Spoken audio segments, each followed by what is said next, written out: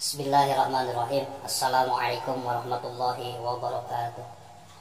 Alhamdulillahirabbil alamin wassalatu wassalamu ala asyrafil anbiya'i wal mursalin sayyidina Muhammad wa ala alihi wa sahbihi ajma'in. Amma ba'du. Para bapak, para ibu yang saya hormati, yang semuanya berkumpul di mushola ini, izinkan dalam kesempatan kultum ini saya akan membahas sedikit tentang tasawuf. Mungkin di antara para bapak, para ibu semuanya ada yang sudah mengetahui, ada yang belum mengetahui, ada juga yang remang-remang mengetahui tentang arti tasawuf. Hadirin yang saya muliakan, kita harus mengetahui bahwa ilmu tasawuf juga disebut ilmu batin, yang merupakan ilmu yang paling besar nilainya dan paling agung di posisinya, serta ilmu tasawuf paling tinggi pancaran sinarnya. Orang yang menjalankan ilmu tasawuf dilebihkan oleh Allah Subhanahu wa Ta'ala kepada hamba-hambanya, dilebihkan dari orang yang lain setelah para nabi dan para rasul alaihi wassalatu wassalam. Allah menjadikan kalbu mereka sebagai tempat penyimpanan berbagai rahasia. Mereka dijadikan oleh Allah sebagai kelompok elit umat, sebagai tempat terbitnya berbagai sinar ilahiyah. Di kalangan makhluknya dia menonjol. Mereka adalah penolong bagi makhluk, baik penolong di dunia atau dia sudah meninggal bisa menolong kita. Sesuai di dalam keterangan la tahsabanna yuqatuna fi sabilillahi amwatan bal hum ahyan wa hum yurzaqun. Mereka juga merupakan poros bagi keumuman kondisi ruhani. Poros merupakan kondisi ruhani yang makhluk atau yang disebut al-ahwal, karena kehadiran mereka menyertai kebenaran al-haq. Imam At-Tayyib berkata, seorang ulama meskipun dia amat mendalam ilmunya hingga tidak ada yang menyamai di zamannya, maka ulama tersebut tidak pantas merasa puas dengan ilmunya sendiri. Dia mesti berkumpul bersama ahli thariqah atau para penempuh jalan ruhani agar mereka bisa menunjukinya jalan istiqomah, hingga dia juga akan menemukan mereka ajakan bicara dari al-haq, kata dia, Allah Subhanahu wa Ta'ala dengan sirnya, karena batinnya menjadi amat bening dan bebas dari berbagai kotoran. Selain itu agar dia bisa menjauhi berbagai residu hawa nafsu dengan kepentingan ego busuk yang mengotori ilmunya. Dengan begitu kalbunya akan siap menerima pancaran berbagai ilmu laduni dan menerima pengutipan langsung iktibas dari lentera cahaya kenabian. Menurut Imam At-Tayyibi, biasanya predikat seperti itu tidak mudah dicapai kecuali dengan bimbingan seorang syekh yang sempurna, syekh yang mengetahui cara-cara penyembuhan berbagai penyakit jiwa, mengetahui cara penyuciannya, dan seorang syekh yang berbagai najisnya bisa membersihkan, yang najis tersebut bersifat maknawi, serta memiliki hikmah kemampuan supranatural untuk mengolahnya, baik dengan ilmu maupun intuisi.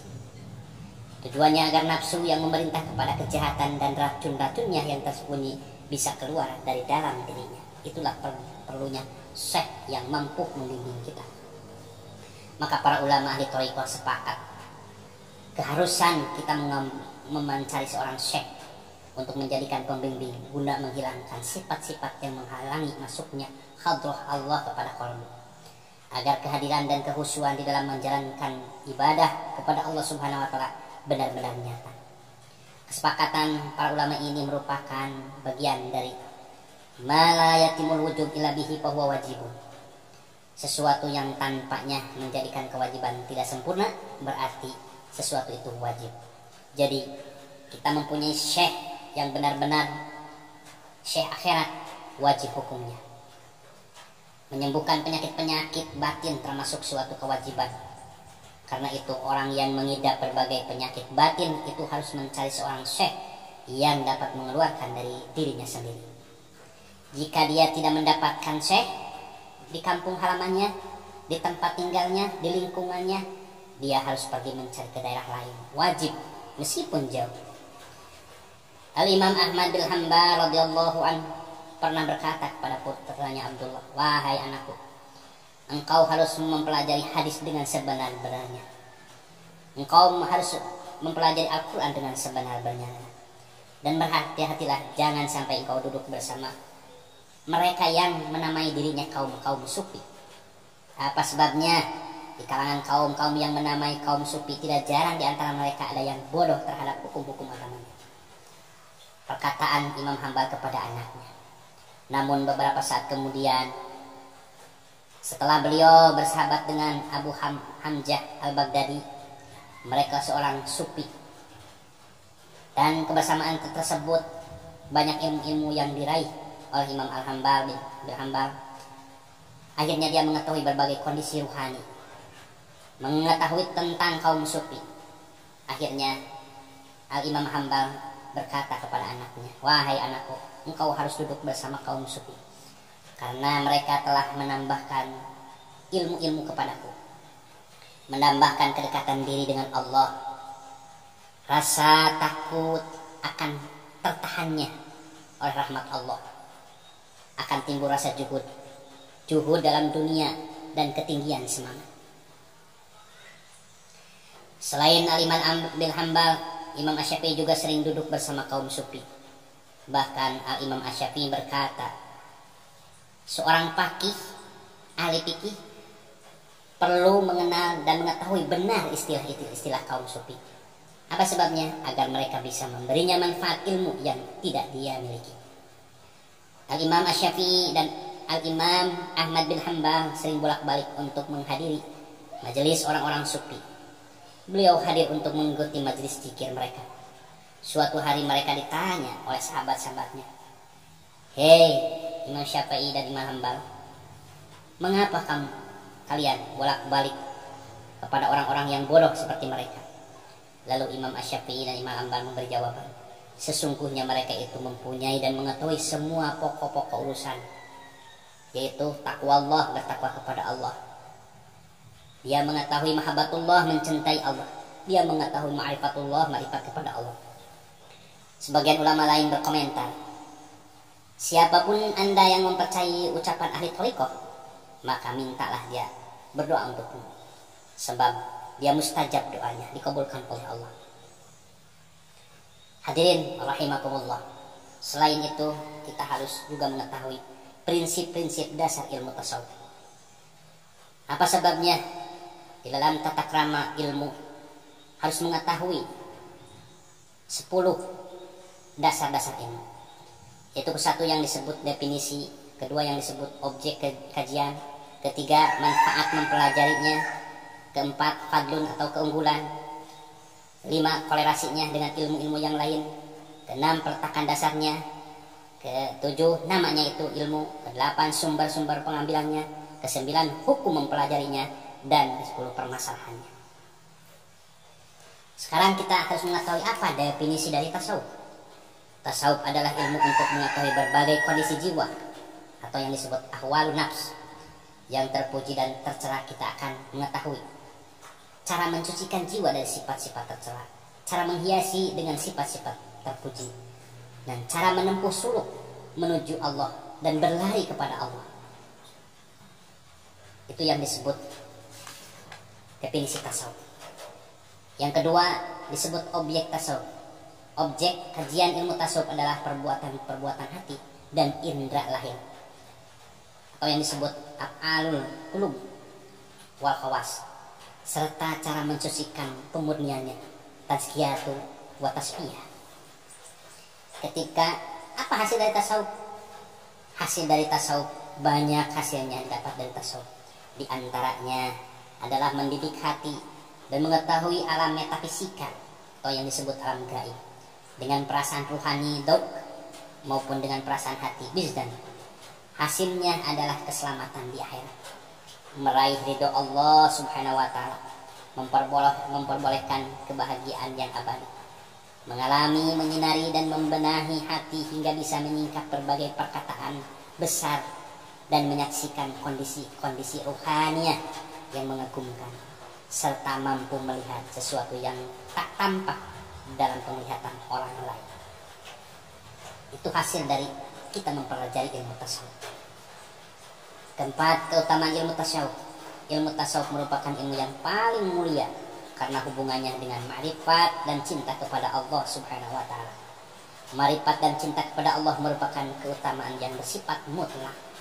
Sebab tujuan hidup kita adalah untuk mencapai ma'rifat, mencintai Allah, sampaikan ridho Allah Subhanahu wa taala. Seterusnya, sedangkan kita juga harus mengetahui hubungan tasawuf dengan ilmu-ilmu yang lain. Apa perbedaannya? Tasawuf merupakan pangkal dan syarat bagi ilmu-ilmu yang lain, karena tidak ada satupun ilmu dan amal yang akan bermanfaat selain yang dimaksud untuk menghadapkan diri kepada Allah, tawajuh kepada Allah. Jika ilmu-ilmu yang lain adalah jasad, luarnya jasadnya, maka tasawuf laksana ruh baginya. Itu hubungan antara ilmu tasawuf dan ilmu-ilmu yang lain. Terus apa yang didasari dengan ilmu tasawuf? Tasawuf diciptakan oleh Allah Tabarakallahu Ta'ala dan diwahyukannya kepada Nabi Muhammad SAW serta para nabi sebelumnya. Tasawuf adalah ruh bagi seluruh syariat agama yang diturunkan oleh Allah. Berkaitan dengan ini ada 3 istilah yang makna terkadang tidak jelas bagi orang awam, orang yang tidak mengetahui, yaitu yang disebut syariat, tarekat, dan hakikat. Mungkin di lain kesempatan kita akan menerangkan tentang syariat, tarekat, dan hakikat. Kita tuntaskan dulu yang 10 pan tersebut. Selain dari itu, kita harus mengetahui penanaman ilmu tasawuf. Ilmu tasawuf itu dinamai ilmu tasawuf. Secara morfologis, tasawuf berasal dari kata sopa, atau orang lain juga ada yang mengatakan dari tasfiyah, bersih, jernih, suci. Kata lain dari sufi berarti orang yang hatinya bersih, jernih, dan suci dari kotoran serta penuh dengan berbagai keteladanan. Dan bagi mereka emas tak lagi lebih berharga daripada tanah lempung. Seorang arif billah berkata, wahai orang yang menyifatiku, pada kenyataan kaulah yang kusifati. Wahai yang mengenal aku, janganlah engkau menipu. Engkaulah adalah ku kenal. Sesungguhnya yang disebut pemuda itu ialah orang yang memenuhi janji ajalinya. Ia seorang yang bersih, lalu menjadi yang jernih, suci, dan karena inilah ia dinamakan sufi. Pokok tasawuf ada 5. Pertama, takwa kepada Allah Ta'ala di dalam kesendiriannya maupun di keramaiannya. Hal tersebut bisa direalisasikan dengan cara menjauhkan diri dari dosa, sikap warok, dan istiqomah. Kedua, mengikuti sunnah, baik dalam perkataan maupun perbuatan. Hal ini dapat direalisasikan dengan cara menghafalnya dan berakhlak baik. Ketiga, pokok tasawuf berpaling dari makhluk, tidak peduli dengan menyambutnya, mau penolakan, mau mengagungkan. Hal tersebut bisa terwujud dengan cara sabar dan tawakal kalau penolakan, dan bersyukur kalau dia menyambutnya. Keempat, pokok dari tasawuf adalah ridho Allah Subhanahu wa taala. Saat kekurangan maupun berkelimpahan tetap ridho. Hal ini bisa dicapai dengan bersifat qanaah, merasa puas dengan sesuatu yang telah ada dan pasrah kepadanya. Yang kelima, pokok dari tasawuf kembali kepada Allah dalam suka maupun duka. Saat susah maupun senang, hal ini bisa dicapai dengan cara bersyukur kepada Allah saat senang dan berlindung kepadanya saat susah. Lalu seterusnya, ke-8, sumber pengambilan tasawuf dari mana? Ilmu tasawuf bersumber pasti dari Al-Quran dan Sunnah dan kaul umat pilihan atau yang disebut khawasil umat. Ke-9, apa hukumnya mempelajari tasawuf? Hukum mempelajari tasawuf adalah fardu ain, yaitu wajib bagi setiap individu orang muslim. Apa alasannya? Alasannya antara lain karena tidak ada seorang pun yang terlepas dari aib atau penyakit hati selain para nabi dan rasul. Salah seorang arif billah berkata, barang siapa tidak ikut dalam jalan ini, yakni ilmu batin, akan khawatir dia tertimpa su'ul khatimah. Ke-10 yang terakhir, permasalahan tasawuf. Permasalahan tasawuf ialah preposisi atau qadiyah yang membahas sifat-sifat hati, termasuk penjelasan istilah-istilah yang beredar di antara kaum sufi, seperti juhud, berpaling dari dunia, waro, waspada, menjaga diri dari dosa, mahabbah, cinta kepada Allah, panah, kesirnaan, dan bakok keabadian. Itulah yang bisa saya sampaikan. Wassalamualaikum warahmatullahi wabarakatuh.